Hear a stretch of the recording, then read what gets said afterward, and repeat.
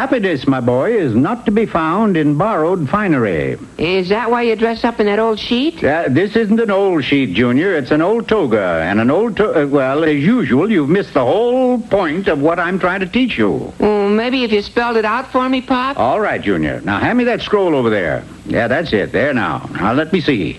When we left little Orphan Annie, she and Daddy Warbuck were... Junior, you haven't handed me the scroll. You've handed me your comic book. Now, let's get with it, lad, huh? Now then, once upon a time... Pop? Yes, son? Do you think fables will ever replace TV? Now, let me continue with the story. Once upon a time, there was this crow. Tell me, man, are you going to be a crow all your life? Well, I have not given it much thought. You know, like, I'm sick of being a crow. I'm sick of going around in the same old tired black suit. Sick, sick, sick. You know what I'm going to be? Well, I have not given it much thought. I'm going to be a peacock. Man, those crazy colors. You know why the peacock has such a gorgeous tail? Well, I have not given it much thought. It's the chicks, man, the chicks. He just flashes that old tail and all those crazy cuckoo colors show up. And those chicks, they really flip. Yes, sir, that's what I'm going to be. I'm going to be a peacock. Of course.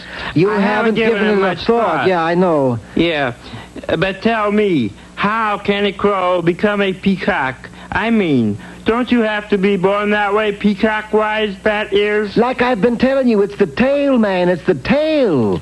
All you got to do is get some of them wild, multicolored feathers and look out, chicks, because your big daddy is in town. Ooh, badoo, skaw, bidaw. You turn out the lights and you call the law. Hey, man, like, where can I pick up on some of them crazy feathers you cats carry around to impress the chicks? Oh, I've really got a live one this time. Let me see. You'd like to purchase a colorful tail, is that it? Oh, Daddy, you are reading me loud and clear. What I mean, I want a tail that is the living end. But I think we can fix you up. Let me see. You seem to be a size 34 to me. Listen, you know that old feather duster we have around here? Yeah, boss. Well, stick it in some paint. This crow will buy anything. Is this it? I mean, this is the real thing, a real peacock tail? The real thing. Well, you just watch my dust. Just watch your duster. Oh, now that I've got a peacock's tail, why should I fool around with crows, just black crows? From now on, it is bigger game. Why not the real thing, like peacocks? Pardon me, ma'am, but are there any more at home like you? Well, yes, but I doubt if there are any more at home like you. And if there are, I certainly hope they stay there. Man, I was doing all right until that sudden snowstorm. Strange, you know, a snowstorm in July. Gad, free moke, what weather. I had better go home and put on a muffler. Oh, George, I believe I'm catching a cold. This unseasonable weather. Like, wow. Not a bad-looking crow. But what's he doing bundled up like that in July?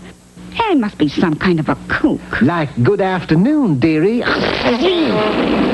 Better stand back. I've got me a very nasty cold. Listen, I just thought you were a harmless nut. But if you're going to accost young ladies with your stupid practical jokes, I'm afraid... Practical jokes? Please, lady, I'm not a joker. I'm a peacock. Police! Yes, lady. Hey, is this nut bothering you? Well, I was just walking down the street, minding my own business when this creep comes up. All right, Buster. Move along. But, Mr. Brass, sir, it's you two are the nuts dressed like you are in weather like this. Like you're going to catch your death of cold. Wait a minute, buddy. At the present time, it's 94 degrees in the shade. Now move along. But you don't understand. I'm a peacock. That is it. It's the cope for you. So, poor Crow languished in the clink for impersonating a peacock for a long, long time. So long, in fact, that all of the feathers fell out of his tail, or his feather duster, but he was released on good behavior. Man, you know what I'm going to be? Well, I have not given it much thought. A stork. Man, I'm going to get me a pair of stilts. I'm going to be 9 feet tall. You know, the chicks really dig them tall birds. Man, I'm going to get those old sticks, and I'm going to walk me up a storm. And so you see, son, old Crow never did learn his lesson, which just goes to show... That the moral of this fable is very feeble. Huh? You know, Pop... How's that, son?